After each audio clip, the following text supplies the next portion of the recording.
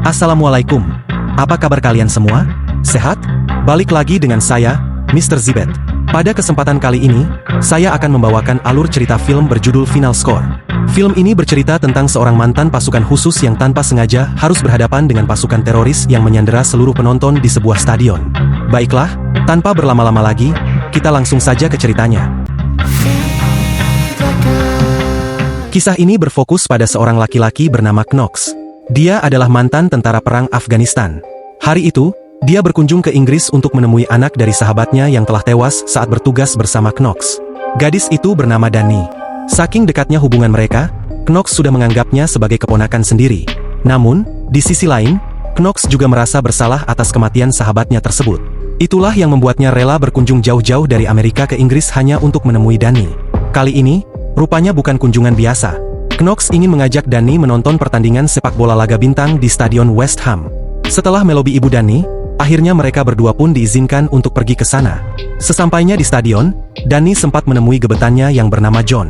Namun, Knox yang sangat melindungi Dani langsung membawanya menjauh dari pria tersebut. Knox berkata bahwa John adalah bajingan. Saat pertandingan akan dimulai, Dani meminta Knox membelikan hotdog. Knox pun segera pergi menuruti kemauan Dani. Sementara itu, di sisi lain, sekelompok teroris yang dipimpin oleh mantan jenderal pemberontak Rusia bernama Arkady mulai menyusup ke dalam stadion. Mereka dengan cepat menuju menara kontrol dan melumpuhkan semua penjaga yang menghalangi mereka. Hanya butuh waktu beberapa menit saja bagi Arkady dan timnya untuk menguasai menara kontrol. Mereka menyandera Inspektur Steve, kepala keamanan acara tersebut. Arkady meminta Steve bekerja sama agar polisi di luar stadion tidak mengetahui kejadian di dalam. Arkady kemudian memerintahkan penguncian, lockdown, semua pintu keluar stadion. Setelah itu, ia juga memerintahkan tim lainnya untuk meledakkan seluruh menara transmisi di sekitar stadion agar semua orang di dalam tidak bisa berkomunikasi dengan pihak luar. Tim IT Arkady langsung menjalankan program pengidentifikasi wajah terhadap seluruh penonton di stadion. Dari sini, kita tahu bahwa Arkady sedang mencari seseorang. Sementara itu, di bangku penonton, Knox yang baru kembali membeli hotdog malah kehilangan Dani. Rupanya, Dani memilih duduk bersama John, gebetannya. Knox mencoba menghubungi Dani melalui telepon, tetapi sinyal ponselnya hilang akibat menara transmisi yang diledakkan. Knox yang panik langsung meminta bantuan seorang petugas keamanan stadion bernama Faisal Khan untuk menemukan Dani. Faisal pun segera menghubungi menara kontrol agar mereka bisa memanggil Dani melalui pengeras suara stadion. Namun, Faisal tidak mengetahui bahwa menara kontrol sudah dikuasai oleh kelompok Arkady. Akibatnya, laporannya tidak ditanggapi. Knox akhirnya meminta Faisal untuk langsung mengantarnya ke menara kontrol. Di ruangan menara kontrol, Arkady sempat menghubungi timnya melalui walkie-talkie. Rupanya, selain mencari seseorang, Arkady juga berniat meledakkan stadion tersebut dengan bertonton bom C4. Dalam perjalanan menuju menara kontrol, Knox dan Faisal sempat dihadang oleh anak buah Arkady yang menyamar sebagai petugas stadion. Namun, karena Knox memaksa, mereka akhirnya diizinkan pergi ke ruangan kontrol. Di dalam lift, Knox yang merupakan mantan tentara segera menyadari gelagat mencurigakan dari orang tersebut. Knox melihat bahwa ID card yang dikenakannya ternyata milik orang lain. Orang itu pun langsung mengeluarkan pistol untuk menyerang Knox, tetapi Knox dengan sigap menghindarinya dan melakukan perlawanan balik. Pertarungan sengit pun terjadi di dalam lift yang sempit. Faisal yang bertubuh kurus hanya bisa menjerit ketakutan sambil berusaha kabur. Akhirnya, Knox berhasil merebut pistol dan menumbangkan lawannya. Setelah menyimpulkan setiap kejadian, mulai dari hilangnya sinyal ponsel, ruang kontrol yang tak menjawab, hingga bom C4 yang ditemukan di dalam tas pria tersebut, Knox pun menyadari bahwa ada hal buruk yang sedang terjadi di stadion. Ia dan Faisal harus segera menghubungi polisi di luar untuk meminta bantuan. Knox juga menyuruh Faisal agar tidak memberitahu penonton di tribun mengenai situasi ini karena jika mereka panik, 3.500 orang di dalam stadion bisa berebut keluar dan saling menginjak satu sama lain. Knox dan Faisal bersembunyi di sebuah ruangan. Dengan pengalamannya di militer, Knox mengubah saluran walkie-talkie yang ia curi tadi ke saluran polisi.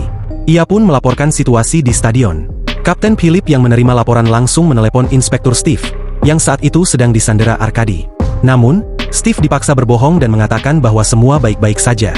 Akibatnya, Kapten Philip mengira laporan Knox hanya lelucon dan langsung memarahinya. Karena tidak ditanggapi, Knox akhirnya memutuskan untuk beraksi sendiri. Ia harus menarik perhatian polisi di luar agar mereka tahu bahwa laporannya bukan main-main. Sementara itu, Arkady menyadari bahwa ada seseorang yang membocorkan aksi mereka. Ia segera memerintahkan anak buahnya untuk mengecek satu persatu para penjaga. Ketika pengecekan tiba pada penjaga yang telah dihabisi Knox, Arkady akhirnya sadar bahwa ada orang yang mengancam rencananya. Ia pun segera menugaskan dua anak buahnya untuk mengejar Knox dan Faisal. Dengan deteksi ID card yang Knox ambil dari anak buah Arkady, mereka bisa mengetahui lokasi Knox dan Faisal, yang ternyata kini sudah berada di dapur. Knox segera menyuruh Faisal pergi lebih dulu untuk mencari Danny, sementara ia akan menghadapi dua anak buah Arkadi yang mengejarnya. Setelah berhasil mengeluarkan Faisal, Knox langsung bertarung dengan mereka. Pertarungan yang sangat sengit pun terjadi. Dengan pengalaman tempurnya dan tekadnya melindungi semua orang, terutama Danny, Knox akhirnya berhasil mengalahkan mereka. Knox kemudian membawa mayat salah satu dari mereka ke atap stadion dan melemparkannya keluar. Tujuannya adalah untuk memberitahu polisi bahwa laporannya bukan sekadar omong kosong. Akhirnya, polisi pun mulai memberi perhatian. Kapten Philip pun akhirnya bergabung dalam operasi ini dan mulai berkomunikasi dengan Knox untuk bertukar informasi tentang kelompok teroris tersebut. Arkadi yang menyadari bahwa polisi telah mengepung stadion langsung mengeluarkan ultimatum. Ia dan anak buahnya membajak ruang penyiaran dan menayangkan siaran langsung tuntutannya. Arkadi meminta polisi untuk tidak masuk ke dalam stadion jika tidak ingin stadion tersebut diledakkan dengan bom C4. Selain itu, Arkadi juga menuntut pemerintah Inggris untuk menyerahkan seseorang yang ia cari, yang ternyata adalah kakaknya sendiri, Dimitri. Arkadi tahu bahwa Dimitri berada di stadion, tetapi ia tidak tahu di mana tepatnya kakaknya duduk. Ia memberi waktu kepada pemerintah hingga babak kedua pertandingan selesai. Jika sampai saat itu ia belum menerima lokasi Dimitri, maka Arkadi akan meledakkan stadion. Polisi sempat kebingungan dengan tuntutan ini karena mereka tidak mengetahui siapa Dimitri. Hingga akhirnya, seorang agen pasukan rahasia Inggris bernama M.R. Chow datang dan memberikan informasi kepada Kapten Philip. Ternyata, semua ini berakar dari kejadian 17 tahun lalu di Rusia. Kakak beradik Dimitri dan Arkadi pernah memimpin pemberontakan di sebuah kota bernama Sokovla yang ingin memisahkan diri dari Rusia. Namun, setelah serangan udara dari pemerintah Rusia, Dimitri dinyatakan tewas, sementara Arkadi ditangkap dan dipenjara. Namun, ternyata Dimitri hanya memalsukan kematiannya dan meminta bantuan pemerintah Inggris untuk menyembunyikannya. Dimitri sadar bahwa perjuangan mereka dulu adalah kesalahan. Beberapa bulan yang lalu, setelah Arkadi bebas dari penjara, ia baru mengetahui bahwa kakaknya masih hidup. Sejak saat itu, Arkadi terus mencari Dimitri untuk membangun kembali kekuatannya dan melanjutkan perjuangan mereka.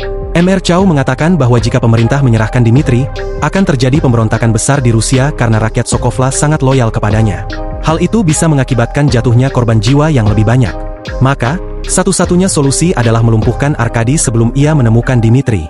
Sementara itu, Knox kembali berkumpul dengan Danny dan Faisal yang telah berhasil menemukan gadis itu. Namun, saat mereka hendak keluar melalui pintu belakang, Knox menemukan sebuah detonator yang terhubung ke sebuah ruangan. Di dalam ruangan itu, mereka menemukan bom C4 yang telah dipasang anak buah Arkadi untuk meledakkan Tribun G, yang berada tepat di bawah menara kontrol. Knox segera melaporkan hal ini kepada Kapten Philip. Dengan pengalamannya, Knox tahu bahwa bom tersebut tidak bisa dilucuti karena menggunakan sistem pemicu kimia yang akan meledak jika dirusak. Satu-satunya cara untuk menghentikan bom adalah dengan mematikannya melalui controller yang dipegang Arkadi. M.R. Chow menyatakan bahwa selama Arkadi belum menemukan Dimitri, stadion masih dalam keadaan aman. Knox pun menyarankan agar Dimitri diam-diam dibawa keluar stadion tanpa diketahui Arkadi. Ini akan membuat Arkadi membutuhkan lebih banyak waktu sebelum meledakkan stadion. Karena polisi dan tim khusus tidak bisa masuk ke stadion, Knox mengajukan diri untuk membawa Dimitri keluar. Ia meminta penjemputan di atap stadion Tribun Timur, dengan satu syarat, Danny juga harus ikut dievakuasi. M.R. Chow pun memberikan nomor kursi tempat Dimitri duduk. Knox memiliki waktu 12 menit untuk membawa Dimitri sebelum tim penjemput tiba di atap stadion. Faisal dan Danny diperintahkan untuk pergi lebih dulu ke atap stadion, sementara Knox bergegas menjemput Dimitri. Dalam perjalanan, Knox sempat dihadang anak buah Arkadi yang mengetahui posisinya melalui kamera CCTV. Knox berusaha menghindari mereka dengan menggunakan sepeda motor. Ia melumpuhkan beberapa anak buah Arkadi dan berhasil mengecoh salah satu dari mereka dengan melompat dari satu tribun ke tribun lainnya. Akhirnya, Knox berhasil menemukan Dimitri.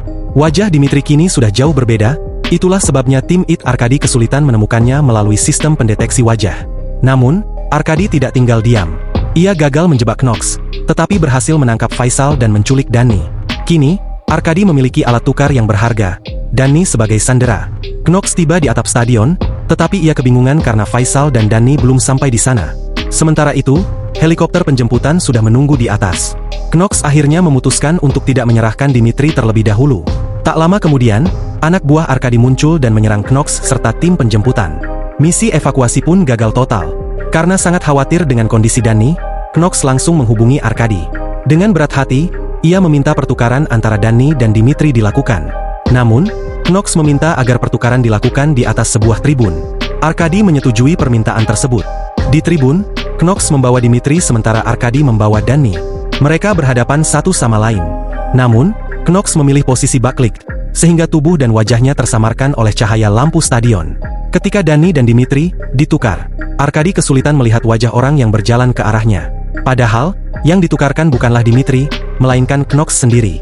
Setelah jarak cukup dekat, Knox langsung menyerang. Sementara itu, Dimitri membawa Danny kabur. Sayangnya, mereka tertangkap oleh anak buah Arkady dan dibawa ke menara kontrol. Knox sempat kewalahan menghadapi Arkady dan anak buahnya. Namun, ia berhasil merebut pemicu bom dari tangan Arkady. Knox hampir kalah saat bertarung dengan tangan kanan Arkady, seorang wanita tangguh. Setelah pertarungan sengit, Knox akhirnya berhasil mengalahkannya. Namun, kenyataan pahit terungkap. Pemicu yang ia rebut ternyata palsu. Bom C4 itu bukan dikendalikan dari jarak jauh, melainkan diatur dengan timer yang akan meledak tepat saat pertandingan memasuki menit ke-90. Knox segera melihat waktu pertandingan. Hanya tersisa beberapa menit. Ia mencoba menghubungi Dimitri, tetapi gagal. Akhirnya, ia meminta Faisal untuk segera mengosongkan tribun G. Faisal berusaha mengusir para penonton, tetapi tidak ada yang mendengarkan. Akhirnya, ia berteriak, "Allahu Akbar." Sontak, para penonton ketakutan dan langsung melarikan diri dari tribun tersebut.